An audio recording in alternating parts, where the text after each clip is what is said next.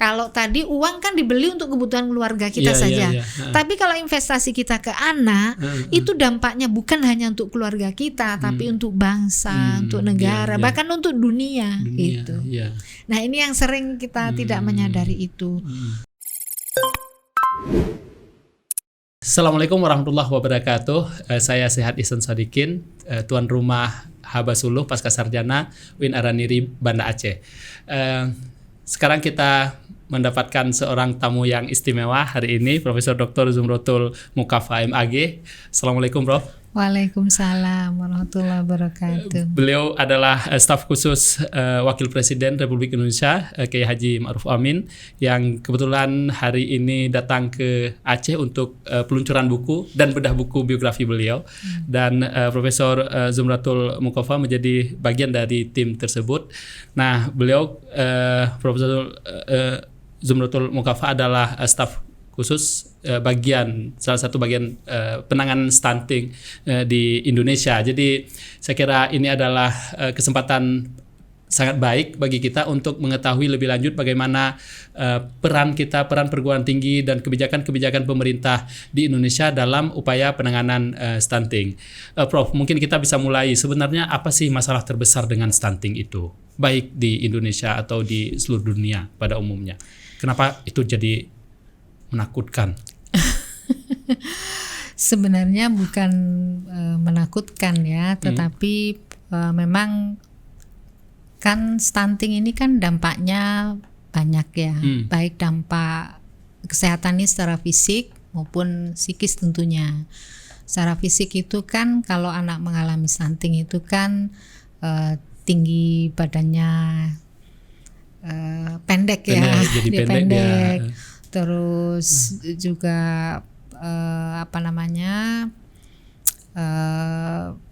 bisa berdampak juga kalau dia stunting itu kan karena diawali dari gizi yang buruk, lalu kan dampaknya tidak hanya secara fisik ya tadi, termasuk bahkan kecerdasan juga akan terganggu ketika dia kemudian secara gerak motoriknya juga terganggu karena masalahnya gizinya buruk gitu. Karena gizi buruk tentu berdampak pada fisik. Nah, fisik ini juga berdampak kepada kecerdasan dia. Belajarnya pasti terganggu. Kalau dia nggak sehat kan pasti akan terganggu. Kan al-aqlu salim fi jismi salim ya, betul sekali. Tentu ini penting lah. Ya. Kalau fisiknya tidak sehat, maka tentu akan mengganggu kemampuan berpikir dia, kemampuan belajar dia. Nah, tentu ini kan akan jadi beban negara nantinya ke depannya kalau dia mengalami seperti ini. Kalau bayangkan kalau anak-anak kita banyak seperti itu, lah masa depan kita bagaimana itu? Kan masa depan bangsa ini kan berada di tangan mereka. Nah, di tangan yang nanti tumbuh menjadi orang dengan penyakit, rentan dengan itu kan jadinya bukan, kalau kita diprediksi akan memiliki bonus demografi yang luar biasa di tahun 2045, mulai 2023 ini sudah mulai kita sebenarnya. Nah, kalau yang ada itu adalah anak-anak yang muda ini stunting, maka kan bukan jadi bonus, malah jadi beban. Ya, seperti yang disampaikan oleh Pak Presiden kita. Maka jangan jadi beban itu. Kita ini harus justru menjadi motor penggerak kemajuan bangsa Indonesia, bukan malah jadi beban bagi bangsa Indonesia. Faktanya di Indonesia saat ini seperti apa sebenarnya kalau kita lihat angka-angka? Iya, kan masih tinggi ya. Iya. Targetnya kan 2030 itu sebenarnya 0. Nah, terus target antara kita itu kan 14% di 2024. 2 tahun lagi, tahun depan. Iya, kan akhir tahun 2024 kan. Berarti kan evaluasinya nanti biasanya di 2025 awal itu baru di expose kan. Ini masih ada waktu 2 tahun lah untuk 2 tahun berjalan ya. Ini sudah Maret. Sudah Maret. Nah, jadi masih cukup waktu lah untuk dilakukan percepatan. Tapi kalaupun masih ada waktu, kalau kita nggak bersama-sama, nggak melakukan, tidak gerak cepat, ya itu nggak akan tercapai angka 14% itu. Itu secara nasional. Dan ini punya perhatian di Aceh. Itu karena Aceh ranking kelima itu. Aduh, banyak ranking Aceh sebenarnya, dan stunting adalah salah satu di antaranya. Kemiskinan juga ranking di Aceh. Mungkin juga ada pengaruhnya nggak kemiskinan dengan? Iya, ada korelasi sih. Tapi tentu ini tugasnya teman-teman perguruan tinggi loh. Benar lah, itu. Ada nggak korelasi antara kemiskinan dengan stunting itu? Jangan-jangan bukan karena miskin, karena ternyata ada nggak tuh anak-anak dosen yang bisa jadi stunting juga ya. Itu karena bukan karena soal tidak mampu, bukan hanya kemiskinan, bisa jadi karena pola hidup. Itu sih pola hidup, pola asuh. Karena ini ada juga risetnya Prof. Dr. Megawangi ya dari Jogja. Itu jadi pola asuh itu luar biasa ternyata. Sentuhan, kasih sayang orang tua terhadap anak, terus suami kepada istrinya, mertua ke menantunya yang sedang hamil, ya kan? Terus bapak ibu kepada putri, mertua itu kan kasih sayang, sentuhan-sentuhan lembut itu ternyata sangat luar biasa berpengaruh terhadap tumbuh kembang. Untuk mencegah terjadinya stunting sebenarnya bukan hanya anak yang sudah lahir, tapi sejak. Oh tidak, sasaran stunting itu kan remaja. Terus calon pengantin. Nah, calon pengantin ini penting ini, karena kalau yang tahu sadar akan stunting hanya yang perempuannya saja juga nggak bisa kan, otoritas biasa di suami, harus dua-duanya suami istri mengerti resiko tentang resiko stunting itu. Jadi calon pengantin, terus ibu hamil, ibu menyusui, terus anak usia 0 sampai 50 sekian bulan lah ya, usia berapa tahunan itu ya, anak TK SD. Antara itulah 0 sampai anak-anak usia emas itulah sampai SD kelas 3 kelas 4 itu saya kira masih aneh ya, yang anak-anak yang masih tumbuh kembang itu harus menjadi perhatian semua pihak. Sebenarnya selain pola asuh, apalagi yang dapat mencegah stunting itu, terutama pada anak-anak yang sudah lahir? Pola asuh tadi tuh pola hidup ya, pola hidup. Pola hidup itu ada bersih, sehat. Nah, hidup bersih itu sanitasi, kebersihan. Kebersihan itu kan kalau kotor itu kan banyak kuman, banyak ini, nanti ada infeksi yang terus menerus ke ibu hamil, ke anak, itu bisa menyebabkan stunting. Maka sebenarnya Islam itu luar biasa ya, meletakkan kebersihan itu bagian dari iman loh. Iman bukan sekedar ilmu sosial, tapi ini hubungan dengan Tuhan, ini soal keimanan, meletakkan kebersihan. An-nadzafatu minal iman. Kita punya konsep itu, tapi kita juga yang paling kotor.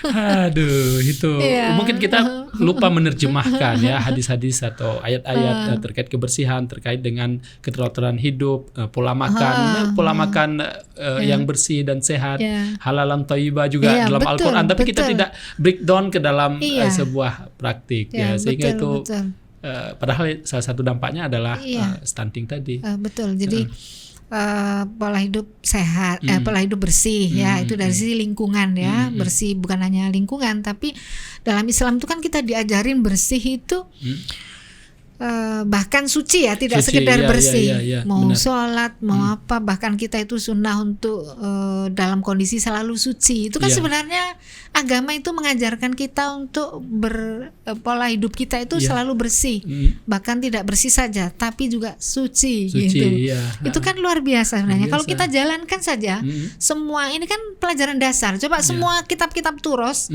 itu dimulai dari toharoh loh. Untuk menunjukkan bahwa betapa pentingnya bersih itu. apa peran perguruan tinggi yang sangat signifikan dalam upaya untuk menanggulangi masalah stunting ini? Baik, perguruan tinggi itu kan namanya saja tinggi. Jadi proses pendidikan yang dialami oleh anak manusia ini yang paling tinggi ya di perguruan tinggi. Nah, karena paling tinggi pasti dampaknya besar ya, sangat besar. Di perguruan tinggi ini kan mencetak para sarjana yang masing-masing dia akan berperan sampai ke masyarakat. Pasti mereka pulang itu setidak-tidaknya kan dia pasti akan bisa mempengaruhi lingkungannya, apalagi mereka biasanya juga sampai menjadi tokoh masyarakat dan pengaruhnya luar biasa. Itu dari sisi individu ya, alumni, belum dari sisi kelembagaan. Nah, dari sisi kelembagaan, perguruan tinggi itu punya tridharma. Itu tugasnya perguruan tinggi, pendidikan, penelitian, dan pengabdian masyarakat. Program percepatan stunting itu kan kewajiban pemerintah mulai dari pusat sampai ke provinsi, kabupaten kota sampai ke desa, kecamatan, desa. Bahkan ketua TPPS-nya yang paling ini di desa itu adalah ibu-ibu ketua PKK. Oke. Dan tentu kan beragam ya. Ini kalau saya melihat ada kan tadi 3 ya, pendidikan, penelitian, pengabdian masyarakat. Oke, kita bedah mulai dari 1 yang pendidikan misalnya. Pendidikan sekarang ini kan dengan adanya kebijakan kurikulum Merdeka Belajar. Nah, yang memberikan hak kepada mahasiswa untuk bisa belajar 20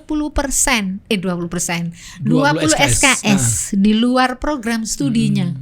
Nah, di luar program studinya itu bisa di kampus, kan bisa di kampus. Yang di luar program studinya pokoknya bisa di kampus, bisa di luar kampus. Luar kampus itu bisa di perusahaan, bisa di masyarakat, ya kan? Nah, yang ini bisa dimanfaatkan untuk membantu pemerintah dalam menangani percepatan kemiskinan ini, penurunan stunting ya tentu dan kemiskinan. Nah, ini untuk yang pendidikan ya, kita bisa di situ sebenarnya itu dari sisi pendidikan. Terus kemudian dari sisi penelitian, kan gini, di dalam Perpres itu para pemangku kepentingan itu ada berapa unsur ya, ada pemerintah, di situ ada masyarakat, kemudian ada perguruan tinggi, ada akademisi, ada profesi, tokoh agama, dan saya kira apalagi UIN ya, kalau UIN Aranir ini kan akademisi masuk, profesi masuk, tokoh masyarakat masuk, karena biasanya apalagi para dosen itu biasanya juga menjadi tokoh di lingkungannya, di kampungnya, setidak-tidaknya di RT-nya ya kan, apalagi di desa, di kelurahan tuh pasti tokoh lah. Terus tokoh agama juga, karena kan UIN kan kebanyakan kan para tokoh agama, para ulama yang ada di sini, para dosennya. Saya kira tanggung jawabnya itu besar ini ya, jauh lebih besar dibanding kalau misalnya kita di lembaga-lembaga, di institusi lain, ini jauh lebih besar tanggung jawabnya. Nah, kita termasuk pemangku kepentingan di situ. Nah, untuk pendidikan tadi ya kan satu. Terus yang kedua penelitian. Nah, penelitian ini kan ada 5 pilar tuh, 5 pilar strategi nasional penanganan stunting. Itu ada komitmen pimpinan, komitmen pimpinan itu mulai pusat sampai daerah tadi ya, sampai kepala desa, kepala lurah itu Pak Lurah. Terus kemudian ada salah satunya itu ada penelitian ya, pilar kelima itu data, terus riset dan inovasi. Nah, riset dan inovasi itu saya kira perguruan tinggi. Terus ada juga ini peningkatan ini untuk pemberdayaan masyarakat. Jadi peningkatan apa lupa saya, pokoknya bisa dilihat di 5 pilar itu. 5 pilar untuk terutama pilar yang kedua sama yang terakhir yang kelima itu ada riset dan inovasi. Kemudian ada pemberdayaan masyarakat, perubahan perilaku dan pemberdayaan masyarakat. Ya. Nah, itu saya kira dua pilar ini luar biasa perguruan tinggi karena mohon maaf ya, misalnya kan di masing-masing desa, masing-masing kelurahan itu kan tanggung jawab percepatan penurunan stunting itu kan ketuanya itu Ibu PKK, ya. Kan beragam nih, beragam kemampuan, beragam kapasitas. Nggak usah beliau-beliau deh. Saya misalnya guru besar ya, profesor. Meskipun profesor, kalau urusan kesehatan kan nggak tahu juga, ya kan? Butuh orang lain, butuh orang lain yang tahu di bidang kesehatan. Misalnya. Nah, kalau di sini ada prodi anak-anak yang di prodi gizi, misalnya program kayak KKN itu kan, misalnya anak-anak yang di gizi dikumpul ke satu kelompok KKN itu dari berbagai disiplin ilmu, terus kemudian nggarap desa tertentu bareng-bareng sama ibu PKK-nya untuk bagaimana percepatan pencegahan, penanganan stunting ini bisa dilakukan bersama-sama gitu. Sendiri kita melakukan dengan bersama-sama itu kan tentu berbeda ya, karena itu saya kira itu berapa itu dari hal penelitian, belum lagi yang pengabdian masyarakat. Dosen itu kan tugasnya setiap semester itu ada laporan BKD. Beban kerja dosen, yang itu wajib melaporkan aktivitas pendidikan, aktivitas riset dan aktivitas pengabdian masyarakat. Selama ini kan kebanyakan teman-teman laporan pengabdian masyarakatnya kan khutbah yang laki-laki, yang laki-laki, yang ibu-ibu bingung ini. Kan bukan hanya itu, bukan hanya itu. Itu penting, khotbah pengajian itu sangat penting tentu, karena itu juga dalam rangka memberdayakan masyarakat, memberikan pengetahuan pada masyarakat itu sangat penting, dan akan manfaatnya lebih tambah lagi kalau pengabdian masyarakat kita itu ditambah beragam sesuai dengan kebutuhan masyarakat. Kan sebenarnya hadirnya kita di tengah-tengah masyarakat itu kan sedapat mungkin bisa membantu masyarakat. Jadi program pengabdian masyarakat itu kan tujuannya juga mendekatkan perguruan tinggi itu supaya nggak seperti Menara Gading. Apa yang dikembangkan di perguruan tinggi, risetnya, pendidikannya itu dalam rangka membantu masyarakat menyelesaikan problematikanya. Nah, melalui program pengabdian pada masyarakat, dan itu beragam sesuai dengan kebutuhan masyarakat. Ketika masyarakat memanggil sekarang darurat stunting, darurat stunting, maka pengabdian masyarakat kita bisa diarahkan ke situ. Prof, kalau misalnya kita bicara tentang stunting ini kan sering kali ada terbayang sama orang-orang kalau itu butuh dana tambahan, butuh uang yang banyak untuk membeli gizi dan lain, untuk nambah gizi, beli susu dan lain sebagainya. Tapi apakah memang harus seperti itu, atau sumber daya yang ada di desa, yang ada di sekitar, yang ada saat ini sebenarnya itu sudah cukup untuk mencegah stunting dalam masyarakat? Saya kira iya. Kita ini ya kadang kan ya nggak usah jauh-jauh. Kadang kita sendiri ya. Saya ingat ya masih kecil itu. Kita itu kan tinggalnya di dekat tambak, bahkan punya tambak. Itu hasilnya itu biasanya yang bagus-bagus malah dijual. Punya ayam kalau sakit baru makan ya. Yang bagus dijual. Jadi betul itu. Lebih ke ya memang sih itu menghasilkan uang ya. Kalau dengan punya uang itu persepsi kita, mindset kita itu kan bisa membeli macam-macam. Tapi kita lupa bahwa investasi yang paling bagus itu adalah anak-anak yang soleh ini, soleh solihah itu soleh amalnya, soleh ilmunya, soleh badannya, soleh rizkinya, ya kan. Nah, untuk mereka bisa produktif, punya rizki yang banyak, itu kan kalau dia sehat lahir batin. Fisiknya sehat, Heeh. mentalnya juga sehat. Nah, mental yang sehat itu juga dimulai dari fisik yang sehat, saya kira gitu. Nah, kita lupa itu seringkali. Kan lebih ke lihat jangka pendek. Jangka pendeknya ikan sekian menghasilkan uang sekian. Kita lupa kalau uang yang mungkin itu sedikit nilainya, kalau kita jual kan paling misalnya 100.000. Tapi yang 100.000 ini kita investasi untuk anak kita, ini dampaknya kan jangka panjang. Dan manfaatnya bukan hanya untuk kebutuhan kita. Kalau tadi uang kan dibeli untuk kebutuhan keluarga kita saja. Tapi kalau investasi kita ke anak, itu dampaknya bukan hanya untuk keluarga kita, tapi untuk bangsa, untuk negara, bahkan untuk dunia gitu. Nah, ini yang sering kita tidak menyadari itu. Terus dan kita ini kan banyak laut ya. Banyak laut. Laut banyak. Pokoknya air banyak lah. Dan itu pasti ada ikan, mau ikan tawar, ikan asin, itu kan sumber protein. Sangat dekat di sekitar kita, tapi tidak lupa kita makan itu. Nah, kalau beli daging mungkin kalau yang kita bukan beternak ya mahal itu. Adanya ikan, ya sudah ikan itu sumber protein. Dan gak itu ada sangat itu kaya, sangat kaya kita. Terus kalau yang tidak dekat dengan laut kan bisa juga ada di pegunungan. Nah, itu ada, kita bisa melihara ikan, melihara tawar. Bukan ikan tawar bisa. Terus ini ayam, telur. Kan tidak mahal kalau telur. Padahal itu sumber protein yang luar biasa. Tidak harus susu. Kalau susu mungkin, apalagi susu kaleng, mahal ya kan. Nah, kasih telur saja, 1 hari 1 telur, wah itu luar biasa. 1 hari 1 ikan, luar biasa. Telurnya ada, tapi dikumpulkan untuk dijual, tidak dikasih kepada anak-anaknya. Dikasih makan garam dengan minyak.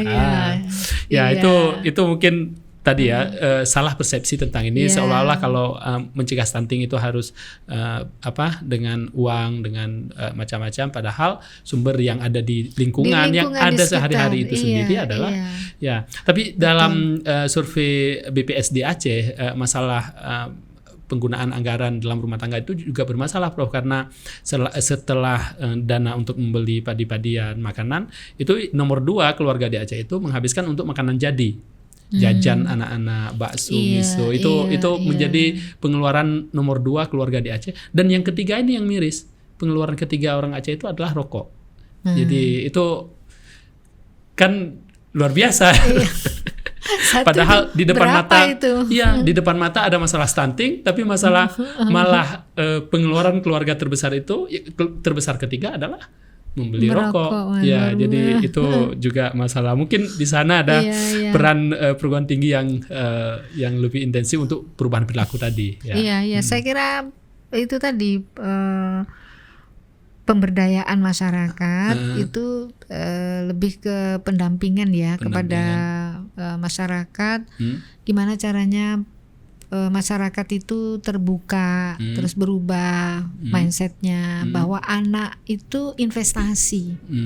Jadi investasi itu bukan hanya uang perusahaan, bukan. Anak itu investasi dan termahal itu investasinya karena dampaknya bisa luas itu untuk anak-anak kita. Dan bukan investasi untuk orang tuanya saja, tapi untuk bangsa, negara, betul, umat manusia. Umat manusia, betul, bukan dunia.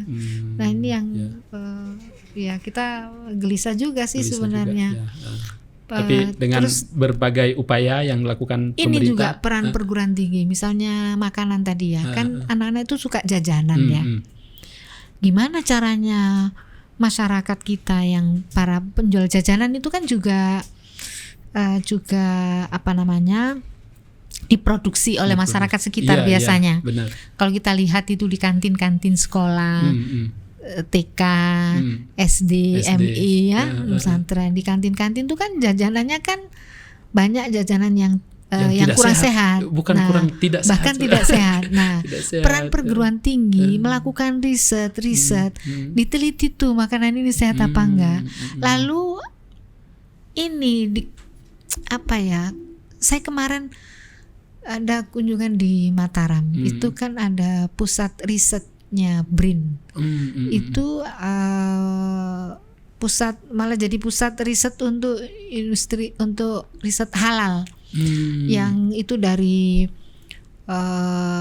pokoknya biota laut lah, kekayaan yang ada di laut, ada rumput laut, ada ikan-ikan, ada kerang, ada semua yang ada di laut itu.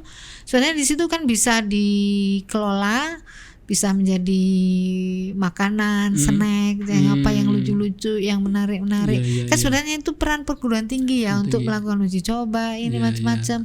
Terus untuk itu BRIN itu kan badan riset kan, itu artinya kan perguruan tinggi kan sangat mungkin untuk mengakses itu. Kalau masyarakat luas kan nggak mungkin mengakses ke sana, ya kemungkinannya kecil lah.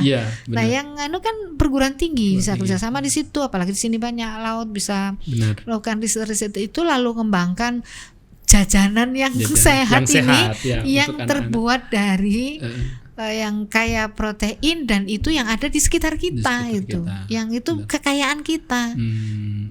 Jangan malah kekayaan kita dikelola di luar, produknya baru kita beli lagi ya. Kita beli sudah jadi makanan jadi dan sudah bercampur dengan pengawet, dengan macam-macam, dan itu tidak sehat, mahal dan tidak sehat juga ya. Dan itu perguruan tinggi yang bisa melakukan harusnya. Itu. Ya, saya kira dari apa yang Prof katakan tadi, sebenarnya ada banyak hal yang bisa dilakukan oleh perguruan tinggi, dan yang penting juga sebenarnya adalah untuk mencegah stunting itu dapat dilakukan oleh semua keluarga berdasarkan apa yang ada di sekitarnya ya. Tidak harus ada investasi baru, harus tambah uang baru dan lain sebagainya. Apa yang sebenarnya hari ini dimakan dengan pola yang benar sebenarnya itu sudah cukup untuk mencegah stunting. Baik, kita sudah sampai di akhir sesi perbincangan dengan Profesor Dr. Zumratul Mukafah MAG. Beliau adalah staf khusus dari Wakil Presiden Republik Indonesia Kiai Haji Ma'ruf Amin, dan kita tadi sudah berbincang tentang kenapa stunting itu harus kita cegah, apa peran pemerintah yang sudah dicegah selama ini, dan apa yang dapat dilakukan oleh perguruan tinggi. Tapi ada satu tadi yang sangat penting disebutkan oleh Profesor Zumratul, bahwa apa yang kita miliki selama ini di lingkungan kita, di rumah kita, di sekitar kita sebenarnya sudah sangat cukup untuk mencegah stunting ya. Jadi bukan harus menambah dana baru, mencari ini nggak bisa mencegah stunting karena saya tidak punya uang. Tidak punya uang satu hal, tapi menjaga pola makan yang tepat juga satu hal yang lain. Terima kasih banyak Profesor Dr. Zumratul Mukafah MAG, dan terima kasih sudah datang ke Aceh dan ke Pascasarjana. Dan mumpung ini masih puasa, selamat berbuka puasa untuk teman-teman yang menyaksikan acara ini. Assalamualaikum warahmatullahi wabarakatuh. Waalaikumsalam warahmatullahi wabarakatuh. Terima kasih.